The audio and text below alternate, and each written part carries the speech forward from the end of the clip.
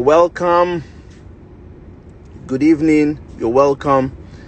It's your one and only Wakawaka Doctor. Thanks for joining in. Today I'll be discussing how to migrate to Belgium. And I have brought in someone who lives in Belgium, migrated to Belgium, works in Belgium, can give us the whole Belgium experience. Keep coming in, guys. Keep coming in. Welcome. If you check on my feed, my Instagram feed, you will find that I've done Japan, Georgia, Poland. Which other one have I done again? Sweden. So today we'll be discussing Belgium. I've also done France. I did France on Friday. You can look it up. I hope everybody can hear me. Just wave so that I know that you can hear me, please. Just wave so that I know you can hear me. Thank you. Everybody can hear me clearly. Beautiful. So I have decided to bring in someone who lives in France, and she will join us in a few minutes. So basically, we're just talking about how to move to France, the things you need to Belgium. Sorry, Belgium. Yeah, so if you look on my timeline, on my feed, my Instagram feed, you'll find that of France, Sweden, Poland, Japan, Georgia. And my YouTube channel is filled with content for 15 countries, how to move to those 15 countries. All right. Please, nobody should yab me that I'm always doing this in my car. My schedule is ridiculously tight. And so whenever I have the opportunity, I just come into the car and quickly do these videos. So I'm going to bring her in now.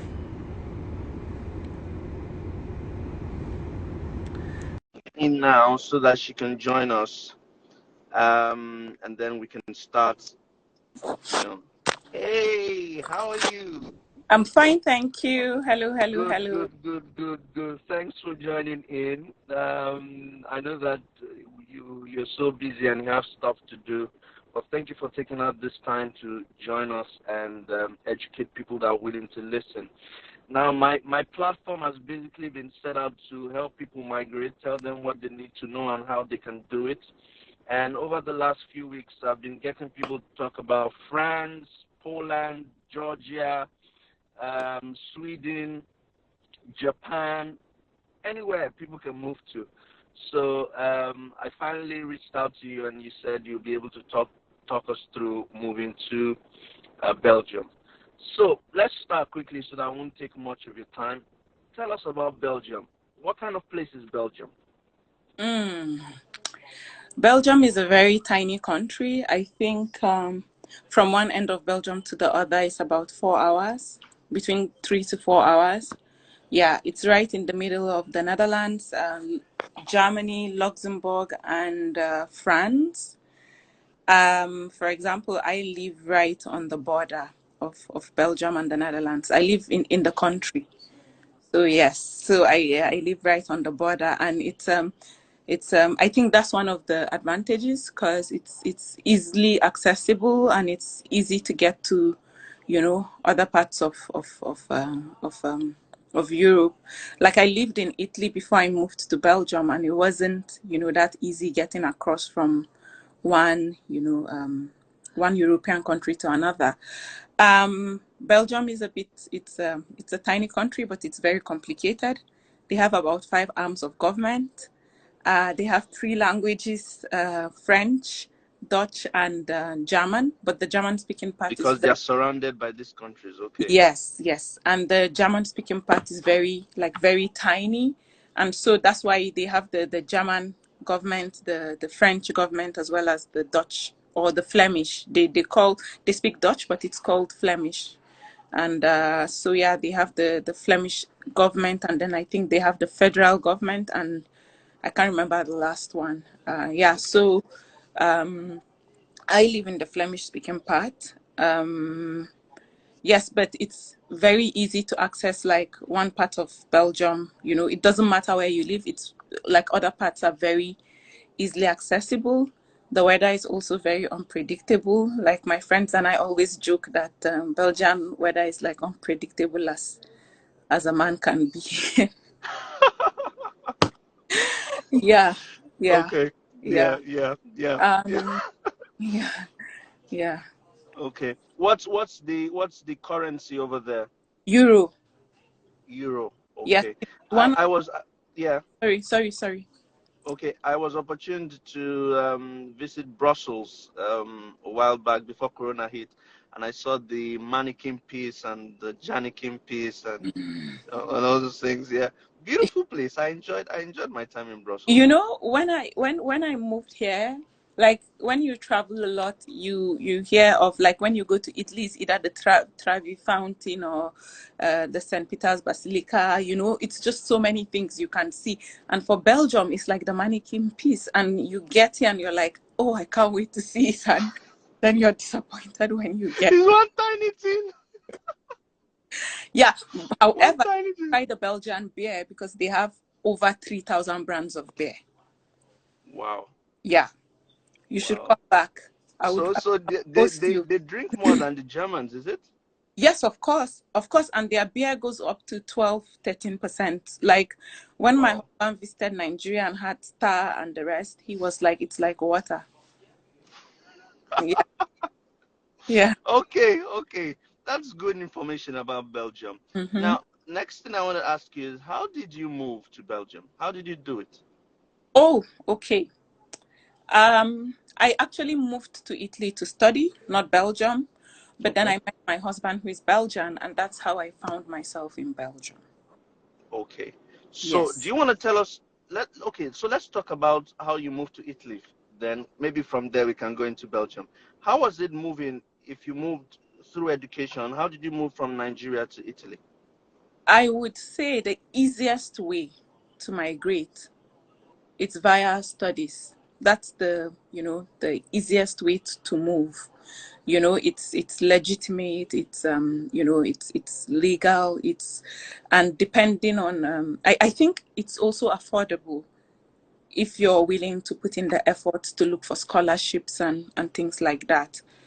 So yeah, so the easiest legal way to leave or to migrate is via studies. So I initially wanted to move to France, but then I was denied the visa to study fashion. And so the next option was to look at Italy, because for me, I wanted to go to one of the fashion capitals in the world. Like it was important. Yeah. And so and so that's how I got to move to Italy. Um, and it was pretty easy. But unlike France, most European countries, I think France is the only one in which you don't need to legalize your documents. But most European countries, you have to authenticate your document. And that's like you go to the Ministry of Education first to authenticate from your primary school leaving certificate until like your university degrees. So they have to look at it and then stamp it to say, okay, these are original and these are not fake, right? Once you're done with that, then you go to the Ministry of Foreign Affairs, and then they also stamp it. But for Ministry of Foreign Affairs, you need to add like your birth certificate, populations commission, because they don't, I think until maybe 1995, you have to get a populations commission document. They recognize that more than they do like birth certificates before that time. And Okay. then before you can get the population commission certificate, you have to go to one of the high courts to swear an affidavit of age, right? So with that, you can get the populations commission document, and so that you have to attach as well, or add to the documents like your educational certificates that you take to the Ministry of Foreign Affairs, and then all this will be legalized. Then, sorry, will be authenticated, and then you go to the then you go to the Italian embassy. But for the Italian embassy, you have to translate these documents to Italian. So once you translate these documents to Italian, then you can now start your visa. No, then you take it to them, they authenticate it, which they sign.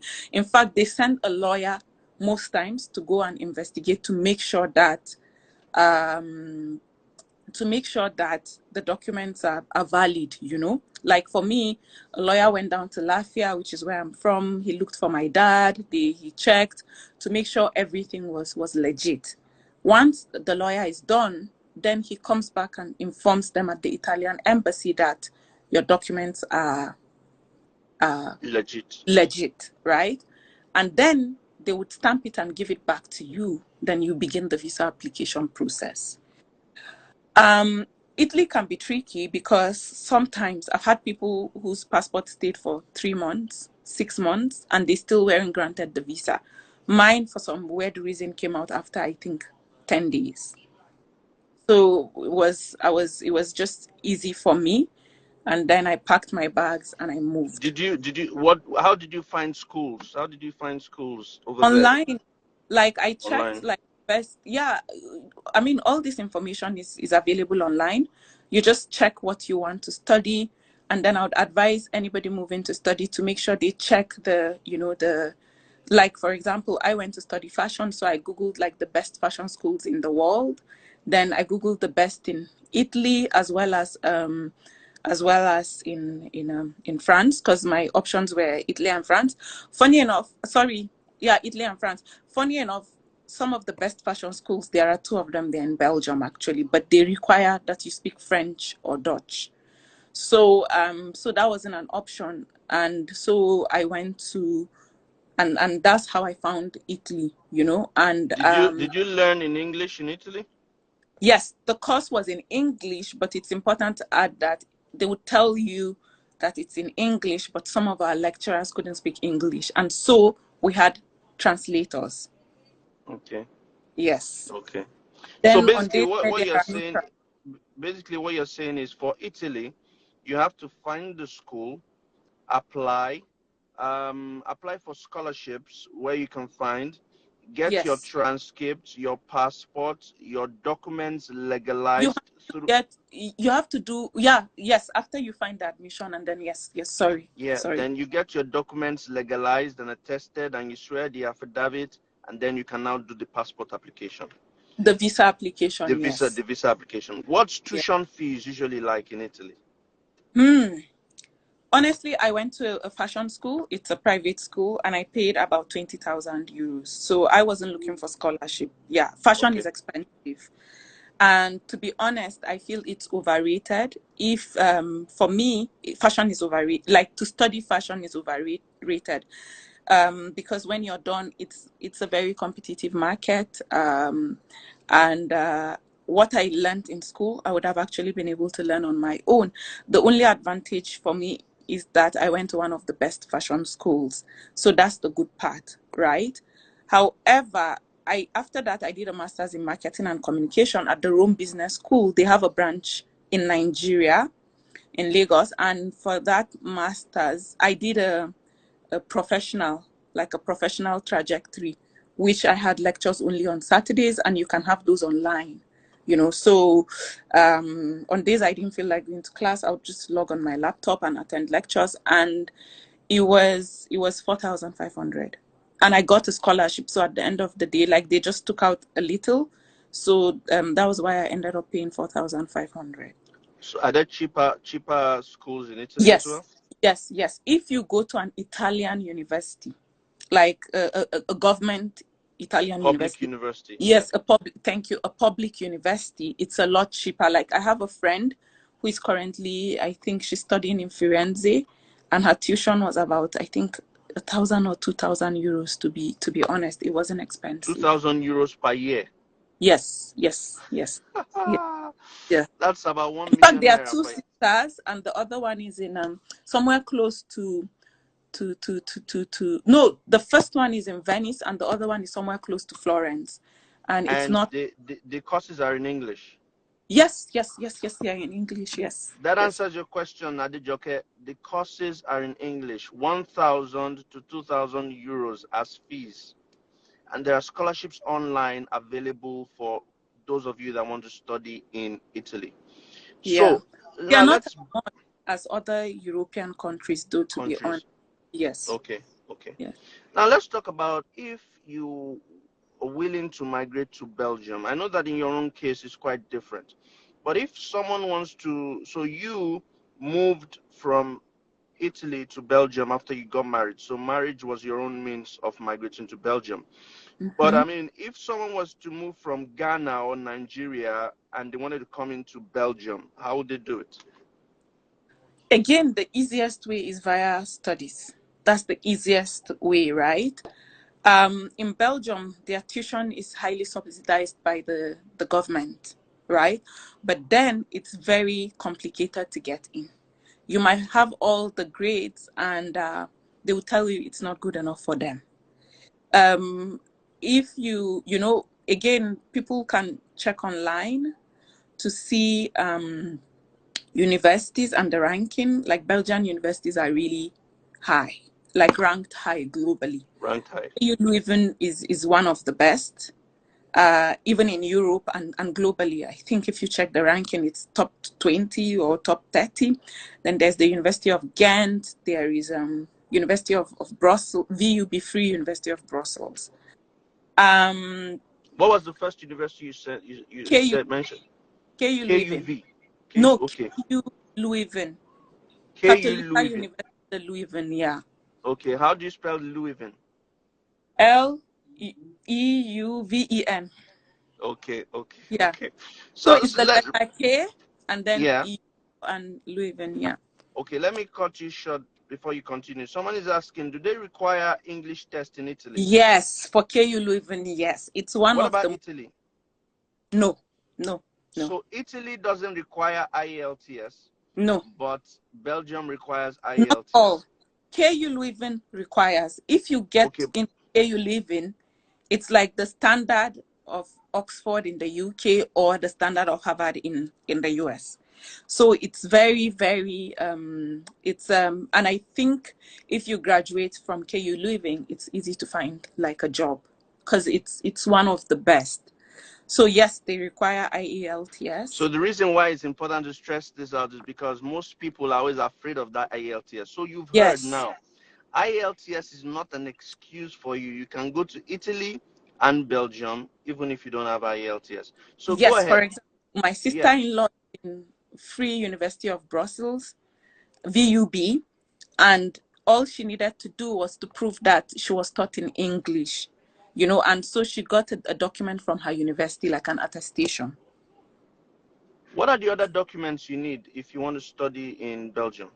Everything else, your transcripts, your primary school leaving certificate, your WAEC or NACO, and it has to be, the original from WAEC, not from your school, right? And just basically like Italy. I saw somebody said, is it fully funded? No, it's not fully funded. It's highly subsidized.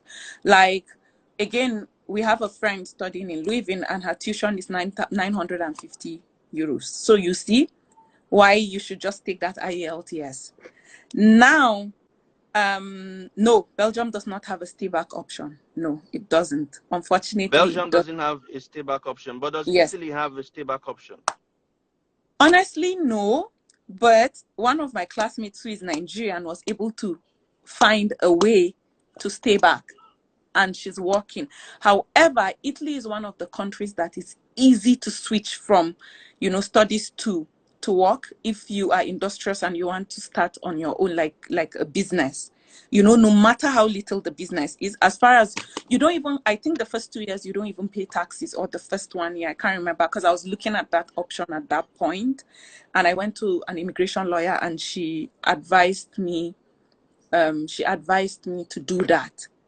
However, I didn't, I didn't, because I had the option back to Belgium. Yes, you need your primary school leaving certificates. You need them for your master's. I always advise people to say that when you want to migrate, sometimes, not all the time, you don't have to consider the fact that, oh, I'm just going there and that's where I'll settle. Sometimes it can be a springboard. Sometimes it can be the stepping stone elsewhere. So even if you go to Italy first, at least it's an opportunity for you to scout around, to see Europe, to know and make a plan for elsewhere. you know, it Yeah. gives you an opportunity for that. Yeah. So yeah, And yeah, okay. the advantages of studying in Europe is it's part of, or in one of these countries, is because it's part of like the Schengen region, and then you can travel and explore. You know, you can travel and explore. And relocate elsewhere if you want. There are Yes, 20, is it but 26 countries in Schengen, isn't it? yes, but you can't just pack your bags and leave because you need to have like a job. You can't, you know. And then it's important to add that it's very, very difficult to find a job as a foreigner. It doesn't matter where you're from within Belgium, because first they have to consider their citizens. If they don't find somebody, then they have, and I think it's like that with most European countries. If they don't find that, then they have to look for like people from within the European Union. Then before they are able to give you an opportunity. It tries as hard, but it's possible because I have a lot of Nigerian friends who are working in Belgium. I And also I also always say that it's the same everywhere. They always consider their own people first, but it should never be a deterrent to you. It should never think be, yeah, it should never be a deterrent or something you say no because people are not working. People because they're going to consider their own people, then I'm not going to look for. I'm a black man, but I still have a job with white people. So if you keep applying, you will get a job if you have that particular skill set they're looking for. exactly, exactly. Um, Mine was a bit easier because I'm married to a Belgian, so I just automatically got the 5-year residence permit, which it's I can get a job with and all that. However, other people wearing that who are not married, So you are saying that another way is that if you get abroad, a Belgian. Yeah, hook yourself up with. exactly. Yes, yes, yes. You know, yes. Somebody asked if they can. Yes, you can work and study in Belgium 20 hours a week. So yes. And what are the chances of getting a job in Belgium as a foreigner? It's quite difficult, and it's not just in Belgium, other European countries. So if somebody is putting like 10 applications per day, you should be doing 50. You should put in extra efforts and all, and then you would probably, be lucky. I know a few people who moved from Nigeria to Belgium to work. They got the jobs from Nigeria, and the companies were willing to sponsor the work permit. So I would say, it doesn't even matter where you are. You have to do the work. You have to do the work. It's not easy, but it's possible. It's doable. If there are people who are getting these jobs and are doing very well. Another advantage for Belgium is after 5 years, you're automatically entitled to apply for citizenship.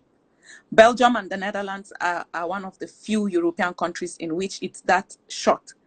Italy goes up to 12, 15 years. Spain 10, I think. Germany is 8, except if you're married to a German, then you can apply after 3 years.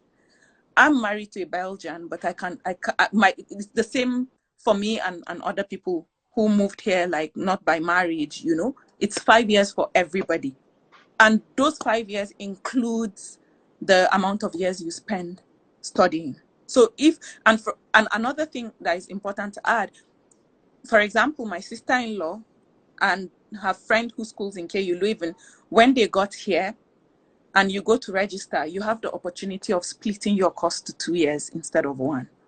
They would let you do that. They give you that flexibility, So most people want to hurry up and finish in a year. No, if you have the opportunity of splitting it, split it into 2 years. You see that already gives you 2 years out of that 5 years, And by the second year, you already know how the system works and everything. And then you're already trying to see if you can find internships. If you are less than 31 years old, it's easy to find an internship if you register with ISEC. So ISEC helps I've students. been preaching this ISEC. Unfortunately, I was 31. I was just 31 I was just turning 32 when I applied to ISEC, and they told me they're sorry, they can't help me. But everybody from my class from the marketing and communication class in Rome that was less than that got their jobs in Hungary, in Germany, in the Netherlands. And once you start with an internship, because ISEC now is responsible for your work permit during the year of your internship. When you are done with when you're done with your internship, it's a lot easier for you to find a job or for the company to retain you. So that's another good option. So if you are moving and you're less than 31, that's a very good option. The lady saying she's an ISECer, are you an ISECer in Nigeria or in Europe? There's a difference. Exactly. But I know ISECers in Nigeria that have been able to get internships globally. Really. I know a few, you know. So yeah. Okay. Yes, So Belgium accepts dual citizenship. Yes, it does. Okay. So another thing I want us to talk about is racism in Belgium. What's racism like over there? Oh, there is. There's racism everywhere you go to as a Black person. You just have to develop thick skin, you know. You just have to develop like thick skin. It's not easy, but if it's the life you've chosen to live or the life you choose to live, then you have to develop thick skin. Belgians are not open. They are very closed people. They are not as friendly. In fact, I enjoyed my time in Italy. It felt like I was living in Nigeria again. And that's because I was in the north of Italy. Sorry, the south of Italy. When you go towards the south, they are more like family oriented. Italians are loud, they're friendly, they're, you know. So yeah. So that's the difference. So when I moved to Belgium, it was just so much of a cultural shock for me, you know. Belgians eat bread twice a day. They only have one warm meal a day. Yeah, so but yeah, I'm part of one of their foods is fries, French fries, friches. Oh yeah, Belgian Yes, fries. Yeah. yes, and Yeah. you can go for a party and that's what they will serve you. They will serve you. You're Yeah. right. You're right. Yes, You're right. so yeah, but Belgians are very closed. They are not they're not very open and friendly. They're very reserved. They can be, I wouldn't say they're snobbish, but they're just not open, you know. People, and yeah, but at the same time I've come across amazing Belgians. So I Belgians. wouldn't say it's just, you know, I wouldn't just say it's racism, because wherever you go you would find a bit of that. You would find good people and you would find, you know, bad people. And Yeah. yeah. Okay. Can I Hi, ask you Ma. if you have a list of scholarships that people can apply for in Belgium? Do you? No, I don't, to be honest, because the tuition is already subsidized by the government, like Okay. highly subsidized. So for PhDs, though, I know that people find a lot of sponsored PhDs, right? For example, KU Leuven, this girl paid 950 euros. So you can't come and say, oh, I'm applying for a scholarship from that For 950 euros. 950 euros, you be thief Exactly. now. Exactly. VUB, I know my sister-in-law So paid. VUB, that's another university, VUB. Yes, in Brussels, yes. There's, if you want to check, VUB, KU Leuven, University of Ghent, and there are others in the French-speaking part, but because there's University of Antwerp, you know, all these are really good universities, but the best of them all is VUB. I have never been to, I know that the French-speaking part, like their universities are also very good and highly, you know, it's very competitive to get in. However, I heard that they are very, very good as well. But as I said, Belgium is very complex. So if you're in the English speaking part, then you really don't, even though Brussels is like English and, sorry, French and Dutch. I think another thing to add is, if you speak English, it's not an advantage, because almost every Belgian speaks English, And French, French, or yeah, and and German. Dutch. Yes. And just And my husband speaks English, French, German, and Dutch. So if you come with just English, but then I have friends who don't speak these languages again, and they have jobs. Like when I was working, I worked in Brussels, which it took me about an hour, 30 minutes every day to go and an hour, 30 minutes to come back, because I wasn't speaking the language and it was difficult to find a job. Um, to find a job around where I live, you know, because as I said, I live in the country. It's a very tiny, you know, small, you know, countryside. So, Yeah. and other cities around here are really tiny. The closest city to me is Bruges, and then the next is Ghent. But still, even in Bruges and Ghent, it's difficult to find a job in which requires like English. So English. you have to be open to learning the language. It's not as difficult, to be honest, because it's close to English. You know, it's Dutch, it's close to German and English, but I'm not good with languages. But Okay. I remember learning French. I did A1 4 times, but with Dutch, I was able to move to A2, no, B2, so the fourth class, you know, and I stopped at B2. So if I can do it, then anybody else can do it, to Yeah, be honest. absolutely. Okay, I know that we've been talking for the last 30 minutes, so I'll just wrap it up here. Can you, I mean, I might not have touched everything. Is there anything you would like to add, final points, things people should know if they actually want to move to Belgium? Just know that it's difficult to find a job, but it's very possible. You just have to put in the work and the effort. Um, Tuition is highly subsidized by the federal government. It depends from you know, university to university, though. Like I said, KU Leuven is a lot cheaper. When you go to VUB, it's about 3,500, you know. It's possible to get a job, as I said, but you have to put in the work, and you have to maybe send a lot of applications and try and try. If you are less than 31, find ISEC and join, and then look for maybe their office and a few of their coordinators. They would help arrange interviews for you. And then once the company says, yes, we think this is a good fit, they would do your work permit. And so be open to move to other places as well. Because from Italy, like my classmates moved to different parts of Europe, as I said, Hungary, you know, and Germany, you know, different parts, you know. So, and with ISEC, you can even move to Asia, to South America, wherever you want. Like the opportunities are vast, you know, and I think that's one of the easiest ways.